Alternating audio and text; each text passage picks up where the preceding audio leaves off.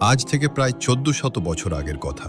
আরবের ধূলি ধূসরিত পথ ধরে একদল মানুষ এগিয়ে চলেছেন এক নতুন গন্তব্যের দিকে। ইসলামের ইতিহাসের সেই মাহেন্দ্রক্ষণ, হিজরত। প্রিয় নবী হজরত মোহাম্মদ সাল্লাল্লাহু আলাইহি ওয়াসাল্লাম মক্কা ছেড়ে মদিনায় পা রাখলেন। মদিনা তখন এক নতুন সূর্যোদয়ের অপেক্ষায়।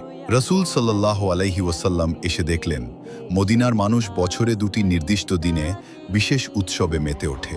আনন্দ উল্লাস, খেলাধুলা আর রঙের মেলা বসে চারদিকে। নবীজি সাল্লাল্লাহু আলাইহি ওয়াসাল্লাম কৌতূহলী হয়ে সাহাবীদের জিজ্ঞাসা করলেন, এই দুটি দিন কিসের? তোমরা এই দিনে কি করো? সাহাবীগণ উত্তর দিলেন, হে আল্লাহর রসূল সাল্লাল্লাহু আলাইহি ওয়াসাল্লাম, আমরা জাহেলিয়াতের যুগ থেকেই এই দুটি দিনে উৎসব করে আসছি। এটি আমাদের পূর্বপুরুষদের রীতি। নবীজি সাল্লাল্লাহু আলাইহি ওয়াসাল্লাম তাদের কথা শুনলেন, কিন্তু তিনি জানতেন যে জাতি এক আল্লাহর ইবাদত করে তাদের উৎসবের ধরনও হবে স্বতন্ত্র, হবে পবিত্র। তিনি তখন ঘোষণা করলেন এক ঐতিহাসিক বার্তা, একটি ঘোষণা যা উৎসবের পুরো সংজ্ঞাটাই পাল্টে দিল চিরতরে। রাসূল সাল্লাল্লাহু আলাইহি ওয়াসাল্লাম বললেন, আল্লাহ তাআলা তোমাদের এই দুটি দিনের পরিবর্তে এর চেয়েও উত্তম এবং পবিত্র দুটি দিন দান করেছেন, তা হল ঈদুল ফিতর এবং ঈদুল আজহা। কিন্তু বন্ধুরা, এই পরিবর্তনের পেছনের রহস্যটা কি ছিল?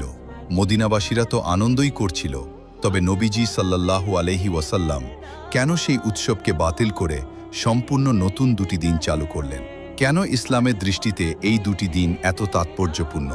আজ আমরা সেই রহস্যেরই সন্ধান করব। হারিয়ে যাব ১৪০০ বছর আগের সেই পবিত্র মদিনায়, যেখানে ঈদ কেবল আনন্দ ছিল না, ছিল এক স্বর্গীয় অভিজ্ঞতা। রমজান মাসের ৩০টি দিন সিয়াম সাধনার পর যখন শাওয়াল মাসের নতুন চাঁদ দেখা যেত, তখন মদিনার আকাশ বাতাসে এক অদ্ভুত প্রশান্তি নেমে আসত। কিন্তু আপনাদের কি মনে হয় চাঁদ দেখার সাথে সাথে সবাই ঘুমে মগ্ন হতেন? না, রহস্যটা এখানেই। ইসলামের দৃষ্টিতে ঈদের আগের রাতটিকে বলা হয় অত্যন্ত বরকতময় এবং রহস্যপূর্ণ এক রাত। হাদিস শরীফে একে বলা হয়েছে লাইলাতুল জায়জা বা পুরস্কারের রাত। নবী করিম সাল্লাল্লাহু আলাইহি ওয়াসাল্লাম এই রাতটিকে অত্যন্ত গুরুত্ব দিতেন। সাহাবায়ে কেরাম রাদিয়াল্লাহু আনহু সারা মাস রোজা রেখে ক্লান্ত থাকলেও এই বিশেষ রাতে তারা ঘুমাতে পারতেন না। তাদের মনে ছিল এক অদ্ভুত ভীতি আর আশা। তারা ভাবতেন, সারা মাসের এই কষ্ট কি আল্লাহ কবুল করেছেন? আমরা কি জাহান্নাম থেকে মুক্তি পেয়েছি? সাহাবীরা এই রাতে আল্লাহর দরবারে অঝরে কাঁদতেন। রাসূল সাল্লাল্লাহু আলাইহি ওয়াসাল্লাম বলেছেন, যে ব্যক্তি দুই ঈদের রাতে আল্লাহর সন্তুষ্টি লাভের উদ্দেশ্যে ইবাদত করবে, তার অন্তর সেদিনও জীবিত থাকবে, যেদিন সবার অন্তর মরে যাবে। রাত পেরিয়ে ভোর হলো। মদিনার ঘরে ঘরে ঈদের আনন্দ। তবে এই আনন্দ কোনো হইচই নয়। নবীজি সাল্লাল্লাহু আলাইহি ওয়াসাল্লাম এবং সাহাবীদের ঈদের সকালের প্রস্তুতি ছিল অত্যন্ত সুশৃঙ্খল। প্রথমেই ছিল পবিত্রতা। নবীজি সাল্লাল্লাহু আলাইহি ওয়াসাল্লাম ঈদের নামাজে যাওয়ার আগে গোসল করতেন। সাহাবীগণও এই সুন্নাহটি কঠোরভাবে পালন করতেন। পোশাকের ক্ষেত্রে তাদের সামর্থ্য ছিল সীমিত, কিন্তু পরিচ্ছন্নতায় তারা ছিলেন অনন্য। হযরত উমর রাদিয়াল্লাহু আনহু একবার নবীজি সাল্লাল্লাহু আলাইহি ওয়াসাল্লামকে দামি রেশমি জুব্বা পরার পরামর্শ দিয়েছিলেন, কিন্তু নবীজি বিলাসিতার চেয়ে পবিত্রতাকে গুরুত্ব দিয়েছেন। সাহাবায়ে কেরাম রাদিয়াল্লাহু আনহু তাদের সবচেয়ে পরিষ্কার ও সুন্দর কাপড়টি পরতেন। এটি ছিল আল্লাহর প্রতি শ্রদ্ধা প্রদর্শনের এক মাধ্যম। এরপর আসত সুগন্ধির পালা। নবীজি সুগন্ধি খুব পছন্দ করতেন। পুরো মদিনার বাতাস তখন আতরের ঘ্রাণে মৌ মৌ করত। আর ঘর থেকে বের হওয়ার আগে নবীজি একটি বিশেষ কাজ করতেন। তিনি বিজোড় সংখ্যক খেজুর খেতেন, ৩টি, ৫টি বা ৭টি। এটি ছিল রোজা শেষ হওয়ার এক প্রতীকী ঘোষণা। নামাজের আগে মদিনার সমাজ এমন একটি কাজ করত যা আমাদের আধুনিক বিশ্বকেও শিক্ষা দেয়। নবীজি নিশ্চিত করতে চাইতেন মদিনার কোনো ঘরেই যেন ক্ষুধার জ্বালা না থাকে, আর তাই তিনি চালু করেছিলেন সদকাতুল ফিতর।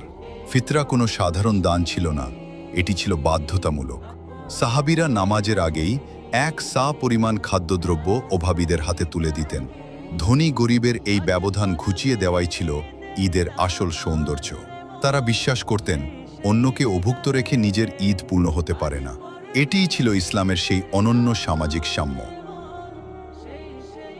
এবার যাত্রা শুরু ঈদগাহের দিকে। নবীজির যুগে ঈদের নামাজ মসজিদে নয়, বরং শহরের কিছুটা দূরে খোলা ময়দানে হতো। কেন খোলা মাঠ? কারণ তিনি চেয়েছিলেন পুরো মদিনার মুসলিম উম্মাহ যেন এক জায়গায় মিলিত হতে পারে। এখানেই রয়েছে সেই বিখ্যাত রহস্য। নবীজি সাল্লাল্লাহু আলাইহি ওয়াসাল্লাম ঈদগাহে যে রাস্তা দিয়ে যেতেন, ফেরার সময় সেই রাস্তা দিয়ে আসতেন না, তিনি পথ পরিবর্তন করতেন। গবেষকরা বলেন এর পেছনে ছিল অনেক হিকমত, যেন হাসরের ময়দানে উভয় রাস্তা তার ইবাদতের সাক্ষী দেয়, যেন দুই পথের ভিন্ন ভিন্ন মানুষের সাথে দেখা করা যায় এবং সবার খোঁজ নেওয়া যায়। নবীজির প্রতিটি পদক্ষেপ ছিল মানব কল্যাণের জন্য নিবেদিত। এই জমায়েতে কেবল পুরুষ নয়, নবীজির নির্দেশে নারী ও শিশুরাও সামিল হতো। এমনকি যারা নামাজ পড়তে পারতেন না, তারাও দোয়ায় শরিক হতে আসতেন। মদিনার সেই ঈদগাহ ছিল এক আধ্যাত্মিক গণতন্ত্রের উদাহরণ। নামাজ শেষে নবীজি সাল্লাল্লাহু আলাইহি ওয়াসাল্লাম সাহাবী রাদিয়াল্লাহু আনহুদের নসিহত করতেন। তার খুতবায় থাকত ত্যাগের মহিমা। এরপর চলত শুভেচ্ছা বিনিময়। সাহাবীরা একে অপরকে বলতেন, তাকাব্বালাল্লাহু মিন্না ওয়া মিনকুম, অর্থাৎ আল্লাহ আমাদেরও আপনাদের নেক আমলগুলো কবুল করুন। অনেকে মনে করেন ইসলাম মানেই কেবল গাম্ভীর্য, কিন্তু না।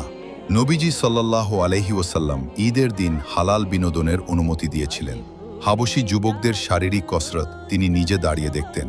আয়েশা রাদিয়াল্লাহু আনহাকেও তা দেখতে উৎসাহিত করতেন। তবে সেই আনন্দ ছিল পবিত্র এবং অশ্লীলতা মুক্ত।